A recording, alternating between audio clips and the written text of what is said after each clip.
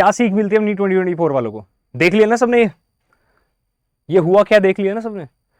इस बार सिर्फ 700 से ऊपर इतने सारे बच्चों के नंबर आ गए। पिछली बार 701 मार्क्स पर इजीली मतलब वो मिल गया था, एम्स मिला एक बच्चे को, है ना, ठीक है। और इस बार तुमने देखा होगा तो 715, एक बार देखो कितने बच्चों के 715 715 715 715 715 देख रहे हो, 711 7, यानी कि देखो तुम्हें एक चीज दिखाने वाला तगड़ी है ना, 700 700 देखो 686 मार्क्स पे 1000 रैंक पहुंच गई, 686 मार्क्स पे, है ना। और दिखाता हूं, 700 मार्क्स पर 211 रैंक, 700 मार्क्स पर 200, यानी एम्स नहीं मिल रहा, एम्स दिल्ली। तो इस वीडियो के अंदर मैं बात ये करने वाला हूं, जो बच्चे अभी 2024 एग्जाम के लिए प्रिपरेशन कर रहे हैं, अब उन्हें अपनी क्या स्ट्रैटेजी रखनी चाहिए। बहुत सारे बच्चे तो पहले ये मान के चल रहे थे सर 650 का हम सोच के चल रहे हैं, सर हम 600 का सोच के चल रहे हैं, कट ऑफ तो क्लियर हो ही जाएगी। और ये वही बच्चे हैं जिनकी कहीं ना कहीं फिजिक्स गड़बड़ होती है, क्योंकि ऑब्वियस ही बात है जब फिजिक्स इनकी अच्छी नहीं होती तो ये कहीं ना कहीं अपनी एक्सपेक्टेशन डाउन कर लेते हैं, ठीक है। तो इन सबसे मैं बात करूंगा, एक एक एलिजिबिलिटी क्राइटेरिया सारी चीजें बताऊंगा, क्योंकि तुम्हें पता है ना अभी थोड़े दिन पहले गलत न्यूज आ गई थी, गलत नहीं, वो गलती से उन्होंने जनवरी डाल दिया था, वही है 2024 में तुम 31 दिसंबर 2024 तक तुम 17 साल के हो जाने चाहिए, ठीक है। चलो भाई, तो अब बात करते हैं इस वीडियो के अंदर कि पहली बात तो एक दिन तुमने ऑब्जर्व की तमिलनाडु, आंध्र प्रदेश, तमिलनाडु, पंजाब, कर्नाटका, तमिलनाडु, साउथ साइड से इंडिया के, है ना, बहुत सारे बच्चे अच्छा टॉप करें। क्यों करें पता है? इसका रीजन किसको पता है? वहां एक्चुअली में कल्चर है, बच्चा 7th 8th क्लास से ही अपनी एक्स्ट्रा क्लास का पढ़ना स्टार्ट कर देता। मेरे साथ मेरे बैच में कुछ ऐसे बच्चे हैं, 9th 10th के भी बच्चे हैं जो अभी बैठ के 11th 12th कर रहे हैं। लेकिन ये डराने की जरूरत नहीं है, बहुत सारे बच्चे ऐसे भी हैं जो 11th से शुरू करके 12th से शुरू करके भी एग्जाम क्रैक करते हैं और अच्छी रैंक लेके आ सकते हैं। इट्स जस्ट वांट कि तुम्हारी 1 साल की 2 साल की फुल ईयर डेडिकेशन, 1 साल डेडिकेट होकर पढ़ लोगे ना तो भी निकल जाएगा। हाँ, लेकिन उस 1 साल में समझ रहे हो, 1 साल में तुम्हें डबल काम करना है। देखो बेसिकली जो नीट की प्रिपरेशन एक आइडियल टाइम होता है वो 10th, ये 11th से भी बच्चे कर सकते हैं, कुछ बच्चे 8th 9th से करते हैं, वो सीधा सा टॉप 100 रैंक के लिए पहले डिसाइड करके बैठते हैं। लेकिन वो बच्चे जो 11th से शुरू करते हैं वो भी रैंक ला सकते हैं टॉप। बस क्या करना, देखो एक सीक्वेंस फॉलो कर लो। सीक्वेंस फॉलो करने से पहले चलो तुम्हें छोटी सी चीज बता देता हूं, फिर सीक्वेंस बता देंगे।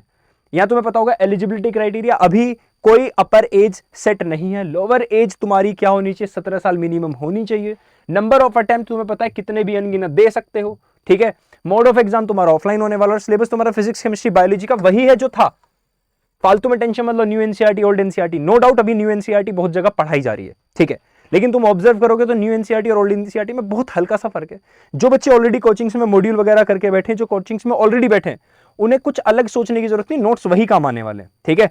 सिर्फ डिफरेंस कहां क्रिएट होगा, बायोलॉजी में क्रिएट होगा, क्योंकि बायोलॉजी की न्यू एनसीईआरटी, बायोलॉजी में तो पता है एनसीईआरटी फोकस पूरा होता है, तो वहां थोड़ा सा डिफरेंस क्रिएट होगा। दैट डजंट मीन कि तुम पढ़ना छोड़ दो या रुक जाओ, बहुत हल्का सा डिफरेंस है ना, ज्यादा डिफरेंस भी नहीं है, ठीक है।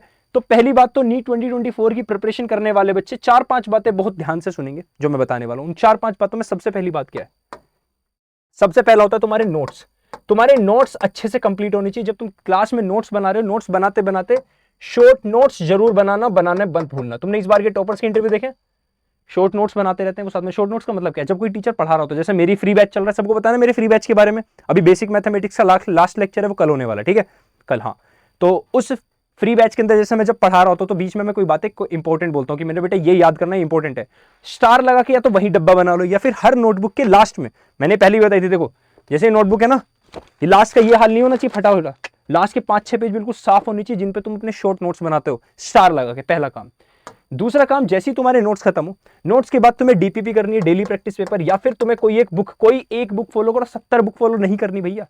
जो बच्चे 70 बुक फॉलो करते हैं वो कहीं के नहीं रहते। या तो तुम किसी कोचिंग में उनके मॉड्यूल फॉलो करो, ठीक है। तुम कोचिंग में नहीं, जिन टीचर से पढ़ रहे हो वो तुम्हें डेली प्रैक्टिस पेपर देते होंगे वो फॉलो करो। अगर तुम्हें डेली डीपीपी नहीं मिलती है तो कोई एक बुक फॉलो करनी, दैट्स इट, ठीक है। ये हमारे साथ है, ठीक है। चलो, तो कोई एक बुक फॉलो करनी है ना, तो डीपीपी ठीक है। डीपीपी के साथ साथ अब जब तुम्हारे हर एक टॉपिक के ना, ऐसा नहीं कि 100 200 500 क्वेश्चन लगा रहे हो, ऐसा नहीं होता यार। क्वालिटी करो, अच्छे क्वेश्चन करो, कम कर लो, कोई दिक्कत नहीं है। जैसे फॉर एग्जांपल मैं बेसिक मैथमेटिक्स में, मैंने ट्रिग्नोमेट्री में सिर्फ 15 से 20 क्वेश्चन कराए, काफी है। नीट वाले बच्चे को 15 से 20 क्वेश्चन ट्रिग्नोमेट्री के काफी है, ठीक है। डीपीपी होगी थर्ड पार्ट पे। जब तुम एक चैप्टर के टॉपिक्स पढ़, नोट्स बना लेते हो, डीपीपी कर लेते हो, जो तुम्हारे पास बुक्स है जो तुम फॉलो कर रहे हो वो कर लेते हो, उसके बाद आता सबसे टेस्ट। या तो मॉक टेस्ट ज्वाइन कर लो, नहीं कर रखी तो खुद से बैठ के खुद को एक ऑनलाइन, आजकल बहुत जगह ऑनलाइन पेपर मिल जाते हैं, क्विज चल रही होती है बहुत सारी, बैठ के बस कंसिस्टेंटली बैठ के क्वेश्चंस कर लो, इस तरह से कि तुम्हें देखने नहीं है टेस्ट। फोर्थ चीज क्या है, रिवीजन। टेस्ट में जो गलती दिखाई दे उनको फिर रिवाइज करो वापस से। तुम्हें पता ना नीट का पेपर इस बार बहुत इजी आ गया था, फिजिक्स बहुत इजी आ गई थी, इस वजह से तो देखो कट ऑफ पता है ना, नॉर्मली कट ऑफ 600 595 600 605 तक जाती है, इस बार 610 15 तक पहुंचेगी, 615 तक पहुंचेगी, है ना।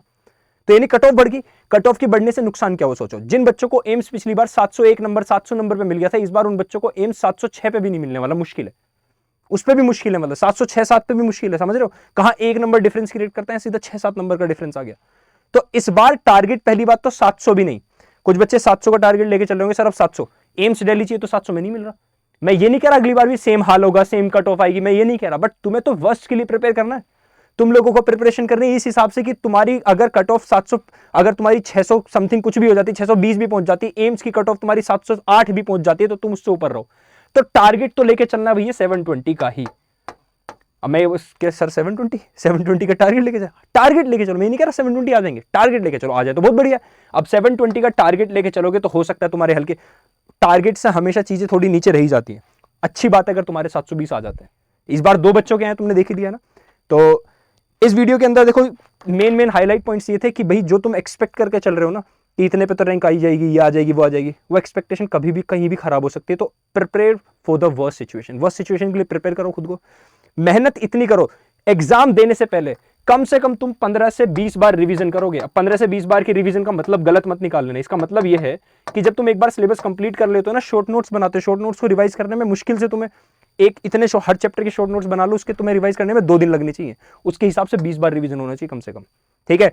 मॉक टेस्ट कम से कम तुम्हें 30 से 40 लगाने, 30 से 40 मॉक टेस्ट लगाने तुम्हें, ये टारगेट बना लो, ठीक है। और हर चैप्टर खत्म होने के बाद उसके कम से कम उसका एक टेस्ट, ये तो लास्ट की सिचुएशन है, ये तो लास्ट वाली सिचुएशन है, पर ये तुम्हें अगर टारगेट लेके चलोगे, देखो जो बच्चे यहां पे इस वीडियो को ड्रॉपर बच्चे देख रहे हैं, बस ये सोच लेना क्या तुमने अपना 100% दिया था। एक बार ट्राई करके देखना, खुद से पूछना, 4 पॉइंट खुद से पूछना कि अगर तुम ड्रॉप ले रहे हो तो क्या इस बार तुम ये सोच के चल रहे हो कि सर हमने जो गलतियां की थी, क्या तुम अपनी गलतियों को एक्सेप्ट करने के लिए तैयार हो, या फिर रो रो के बस ये सोच रहे हो कि ठीक है। मुझे पता है कुछ बच्चों ने लिटरली जो ड्रॉप लेने की सोच रहा है उसने पक्का मेहनत की होगी, मैं जानता हूं, तभी वो ड्रॉप लेने की सोच रहा है। कोई बच्चा फालतू में टाइम पास के लिए तो ड्रॉप लेगा नहीं, है ना। तो उसने मेहनत की तभी वो ड्रॉप लेने की सोच रहा है, क्योंकि उसे दिखता है कि मैं अगली बार इंप्रूवमेंट करूंगा। तो बैठ के पहले एनालाइज करो, भावनाओं में नहीं बहना। कभी भी अपने करियर के डिसीजन प्रैक्टिकल होके ही लेने होते, कभी भी इमोशन होके नहीं लेने होते, इमोशनल होके, ठीक है। तो बैठ के एनालाइज करो कि तुम्हें ड्रॉप लेना है तो तुम्हें इंप्रूवमेंट कर पाओगे, तुमने पिछली बार से क्या इंप्रूवमेंट किया इस बार, खुद से क्वेश्चन करो, ठीक है। और तुम्हारे कौन कौन से एरिया, कौन कौन सी जगह है जहां पे तुमने वीक, जहां पे तुमने गलती की, उन गलती को किस तरह से सुधारोगे, उसकी प्लानिंग क्या है। एक पूरा टाइम टेबल, एक प्लानिंग लेके बैठो, और एक दिन चाहे पूरा लगा दो इसमें, पर एक दिन पूरा ऐसा लगाओ कि टाइम टेबल क्या होना चाहिए, प्लानिंग क्या होनी चाहिए, कब मुझे क्या खत्म करना है, क्या मेरा बचा है, क्या मुझसे पिछली बार छूट गया था, क्या कमियां थी जो मुझे पहचानी, और किन कमियों को मुझे दूर करके इस बार मुझे नीट में रैंक फोड़नी है। बाय बाय, जय हिंद। कमेंट में मुझे बताओ कि जो भी तुम्हें कोई टॉपिक दिक्कत आ दे रहा हो। तुम्हें पता ना मेरी कई सारी सीरीज, मैंने ऑलरेडी फ्री बैच स्टार्ट किया हुआ है, एक मेरी 5 मिनट फ्लैश सीरीज है, उसके अंदर मैं 5-5 मिनट में जो तुम कोई टॉपिक बोलोगे पढ़ाऊंगा, कमेंट सेक्शन में मुझे बताते रहो, ठीक है। चलो बाय बाय, जय हिंद।